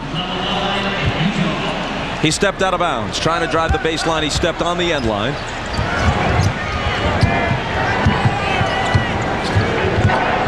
If you're just tuning in, that's no typo. Chicago 72, Utah 45. Burrell held Anderson. See, Utah is a lot like Indiana, Bob, in that they do so much of their offense off the dribble. And Chicago really can lock into a team like that. Remember with Mark Jackson, you've seen it with Stockton and Isley. Chicago does a lot of stuff with the passing on the move, and it's much tougher to defend those kind of teams. Utah came into this series brimming with confidence. Not bravado, but confidence. Anderson with the offensive foul. They had played Chicago tough in the final a year ago. They came back with essentially the same team. Only the 12th man, Jock Vaughn for Stephen Howard, was different. They had won both regular season games against Chicago head-to-head. They had swept a formidable Laker team in the conference final while the Bulls were stretched to 7 by Indiana. They had the home court advantage. They believed that they had every chance to beat the Bulls, and they still might. But this one has got to take a little wind out of their sails. It's not just a defeat. They're being embarrassed here. And Chicago has got to feel, especially with a couple of days rest at home, that all the momentum belongs to them. Well, Bob, when you lose a heartbreaking game like they lost in Game 2, and you talk to your team and get them ready, that's one thing. When you get embarrassed, you don't have to say much. These guys all have great pride. Isley steals it from Rodman. Adam Keefe now with the slam. See what happens in the series as it progresses. These two teams know each other so well. You know all their sets, you know all their plays, you know all their tendencies. So the game really breaks down to individual skills and individual talent. And Chicago have more playmakers that can make plays than Utah does at this point in time. Here's Burrell. He gets the roll. Scott Burrell with half a dozen. As Doug noted earlier, Isaiah, if you're going to lose, especially like this, and especially when you're on the road and just sitting around a hotel room, that's when you'd like to play almost right away, not wait till Wednesday night. It doesn't matter. You know, at some point in time, you're going to lose games. You just got to have enough composure, discipline, and concentration to stay true to your character. Pippen, Burrell, how about that? Rodman threw the long touchdown pass. Pippen caught it backpedaling, and Burrell finished it with a nifty left-hand lay-in. See, that's what I mean. They have playmakers. That you can't teach that as a coach. That's all just individual talent, people making plays. Morris, way off off with a three. Didn't draw iron. Ball was kicked, and Utah will have it. That last play is indicative of exactly what Chicago's been all day long. They've played a perfect basketball game, really on both ends of the floor. Watch Burrell fake the pass to Scotty. Both defenders go to him, and he gets the roll with a nice little finger roll. And then the great fast break from Scottie Pippen. Rodman with a long home run pass. Scotty off balance, tips it back with two hands, and watch the finish by Burrell off the glass with the left hand. That isn't just good, it's gorgeous. Talking about the play, not Dennis.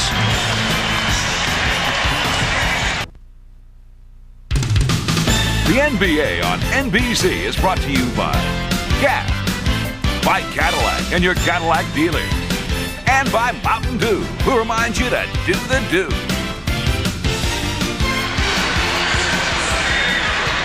Our thanks to Captain Larry Chambers from Lighthouse Point, Florida, and the entire crew of the Goodyear Blimp Stars and Stripes for tonight's overhead shots. If you want to learn more about the Blimps, try their internet site at www.goodyear.com. Dennis Rodman, the big man, as we used to call him in Detroit defensively. He's doing a great job on Karl Malone. Karl Malone got off, started hot, but Rodman has come in to shut him down. And look at the long over-the-head touch pass from Rodman to Pippen to Burrell. Beautiful. Dennis Rodman has been one of the keys to Chicago's defense all season long, and in this series he's done an excellent job in shutting down Malone.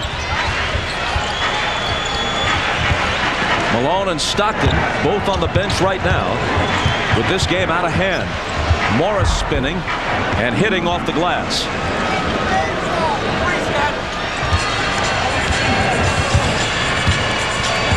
Chicago by 27. Burrell cutting through and Longley finding him. They're just picking them apart right now. Utah didn't even talk on that interchange. Kerr came off. Both players came with him, and Burrell slipped it once again. The thing that I admire about these two teams, Chicago and Utah, is that they're true to their offense. They're true to their character. There's no such thing as garbage time for them. But there's such a thing as a terrible game, and Utah's having it. Here's Bushler in for the first time. Pippen, Longley, stampeding through, and Carr knocks it away. You know, a lot of teams, Doug, at this point in time in the game, you see players try to do things that they're not capable of doing. Maybe that was one of them. He missed it badly, Morris did. Kerr, wide open look at a three, and finally he gets off. Now that was in character.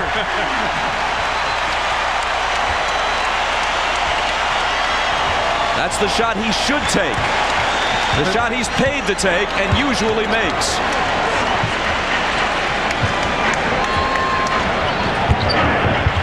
Morris shoved back in his face by Bushler. Here comes Kerr. To Pippen, who was fouled by Shandon Anderson. If my math is correct, this is now a 32-point lead. He talked about icing his knees for the entire fourth quarter. That's what he can do if he's content with just 24 points. And 24 points and only 14 shots today. That tells you how efficient his offense was.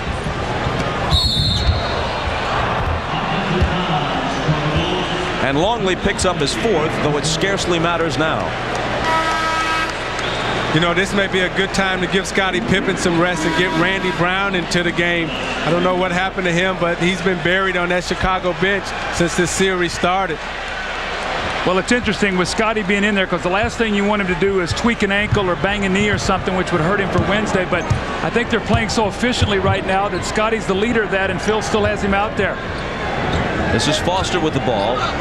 Now Jacques Vaughn, the rookie from Kansas, in for the first time in the entire series.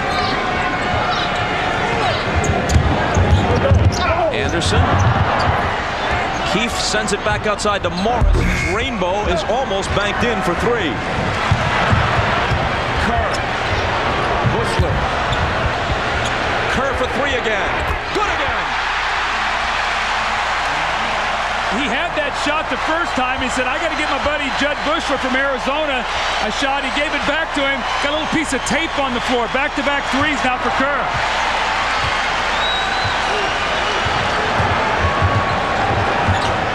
Foster left alone. Can't hit him. But the tip is there for Adam Keefe.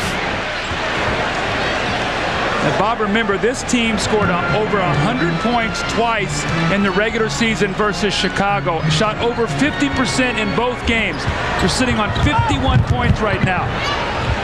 With 6 minutes to play in the game.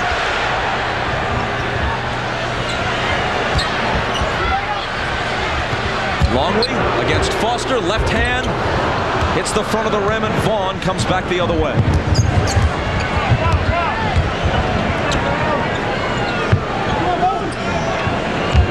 Off Keith's hands, Buechler picks it up. The record low for points in a finals game since the advent of the 24-second clock is 71.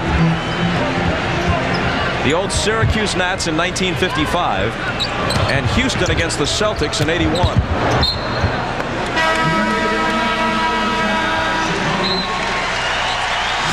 Heading into commercial, there's still plenty for Chicago fans to cheer about. One of their favorites, Steve Kerr, having his moments. Well, you do what you do best. You shoot the three. Steve Kerr spaces the floor. Scottie Pippen finds him. And now Buechler couldn't get his shot off. Steve, you're open. You're hot. Let it go. Back-to-back threes for Steve Kerr. Back-to-back threes and a lead of 33.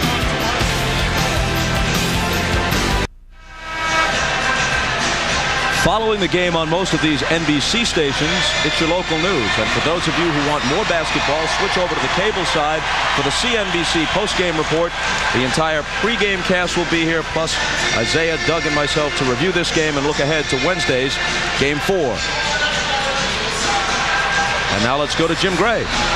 All right, Bob, thank you. Let me take you guys about a month ago, back on May the 9th. Game 3 was played in San Antonio in the second round. The San Antonio Spurs beat the Utah Jazz by 22 points. In that game, the Jazz only scored 64 points. That was a playoff low. Well, they came back the very next day and won Game 4 in San Antonio, so there is some precedent for them being blown out in the playoffs and coming back. Bob? Thanks, Jim. Wennington in the lineup. Misses the jumper. Vaughn brings it back. And Doug, if you were in Jerry Sloan's shoes, how would you approach this the next couple of days before Game 4? Well, Bob, you're probably going to laugh at this, but I would probably say, you know what, guys, I don't want to see you tomorrow. I want you to get along with your thoughts and think about what you have to do. The coaches and I are going to watch tape. We're going to come back. We're going to have a great practice on Saturday. We're going to regroup them, on Tuesday, and we're going to play. And maybe sometimes the less you say, the better, because this team won 62 games. They didn't do that by accident. They have great pride. The crowd erupts, and so does Michael, as Judd Buechler cans a three. The lead is 36. Morris back rims his jumper. So, Bob, what I'm saying is I rely on this team's pride. I rely on Stockton, Hornacek, Malone to say, you know what, guys, we got to come back in and get Game 4. We cannot be facing an elimination game here in Game 5. Morris was fouled as he moved through the lane. Stockton's evening is finished. At age 36, he missed the first 18 games this year, speaking of Stockton, with a knee injury. He had a 10-year stretch in the prime of his career where he missed only 4 games. Led the league in assists 9 of those 10 years. Consistently scored 15, 16 a game. One of the greatest players in NBA history, as is Malone. But neither has experienced an NBA championship.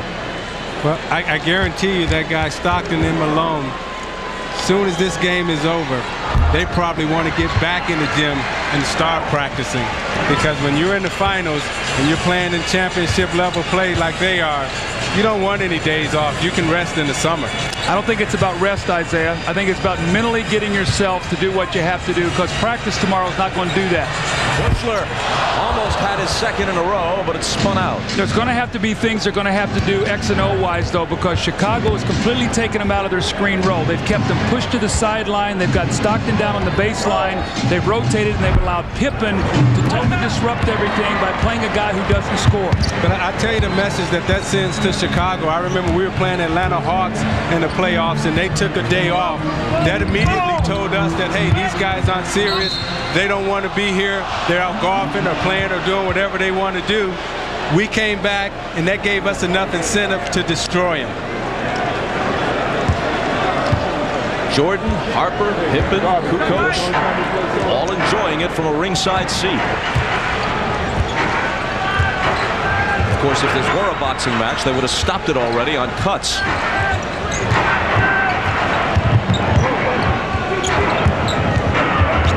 Vaughn.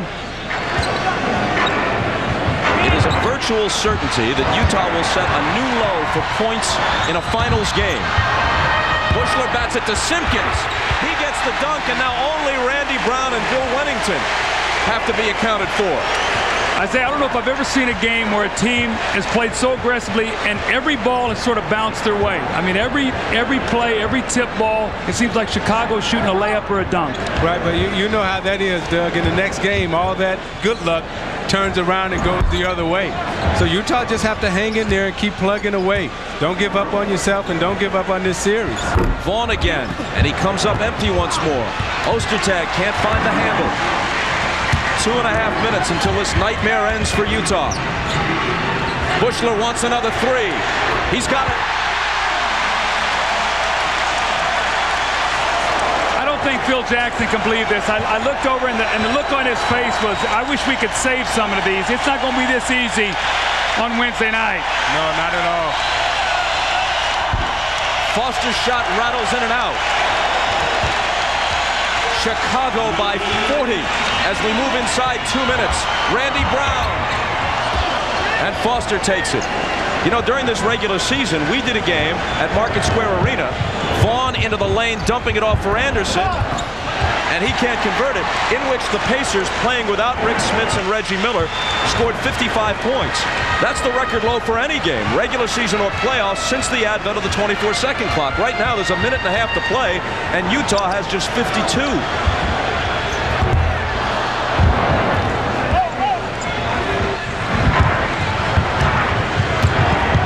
Vaughn to the basket, no again. Well, Utah's going to break the record, dubious as it is, for fewest points. Randy Brown. He gets his bucket, and now it's only Wennington who hasn't scored among all the players in uniform for Chicago. Utah's going to break the record for fewest points in a finals game, fewest points in a playoff game of any kind, and unless they score 3 points somewhere along the line, Vaughn still can't hit. Ostertag can, so unless they score another basket, they're going to break the record. Somehow, the Utah Jazz are going to break the record for the fewest points ever scored in an NBA game in which the shot clock was a factor.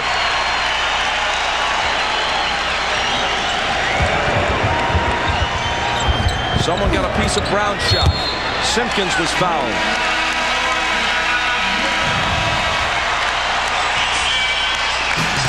Now you watch the fast break out of Chicago Bulls. They're having a good time. Everybody's enjoying it. You see the left-handed push pass to Burrell, the touch pass by Randy Brown.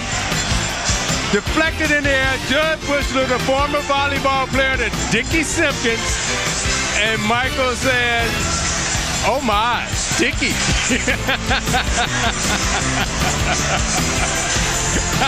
And you're watching the NBA on NBC. Go get it, Zeke.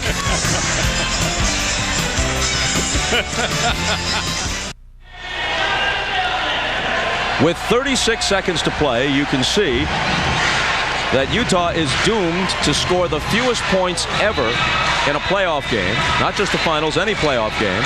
And unless they hit a basket in the next half minute or so, they will somehow, in a finals game, score fewer points than any team has ever scored in any NBA game. All the tens of thousands of NBA games since the advent of the shot clock. The record low is 55.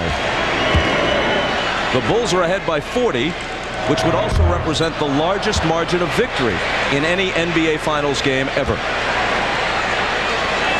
Bob, right now they're sitting on 69 points in their last 5 quarters. They only have 9 points this fourth quarter. That's 12, 15, and 9, the last 3 fourth quarters that Utah has scored. Simpkins missed them both. The ball out of bounds, and let's see who touched it last. Brown did not get in the way of it. He let it go out, and it's a Utah turnover. one-shot differential, so they're going to have to shoot it. But I guarantee you, Phil Jackson really doesn't care what they say. He doesn't want him to score here. If he could, he'd like for just to hold it and let this game get over with. Wennington, the only Bull who hasn't scored, so let him do it. Well, the evening is complete. Every I has been dotted, every T has been crossed. Vaughn at the buzzer. A total humiliation for the Utah Jazz. Beaten by 42 and held to the lowest scoring output in the history of the NBA. Chicago leads the series 2-1, but somehow it seems like more than that. Ahmad Rashad, surprisingly, has secured Michael Jordan for an interview. Go, Ahmad. Yeah, thanks, Bob. Michael, one thing that you guaranteed before this whole series started was that you were going to have fun. And tonight it looked like you did have a lot of fun. Yeah, I think everybody had a good time. I think we came out, we played hard. You know, the game kind of got lopsided, which is kind of unexpected. We didn't really expect to win this easily, but we put a lot of good effort out there on the basketball court, and you know, the result was that we could relax a little bit in the fourth quarter, and you can see a lot of guys really enjoying themselves. How is it that you turned up the defensive end so strong tonight? We got a good feel in terms of what they're running, you know, and our defense, once we have a good feel, then we can aggressively start to attack them a little bit. And you know, early on in the first quarter, we were probably just observing some of their adjustments, and then once we got a feel for their adjustments, then we begin to become aggressive. All right, congratulations to you. All right, let's go back to Bob. Thanks, Ahmad. And Jim Gray is going to talk with Karl Malone when we come back to the United Center after these messages.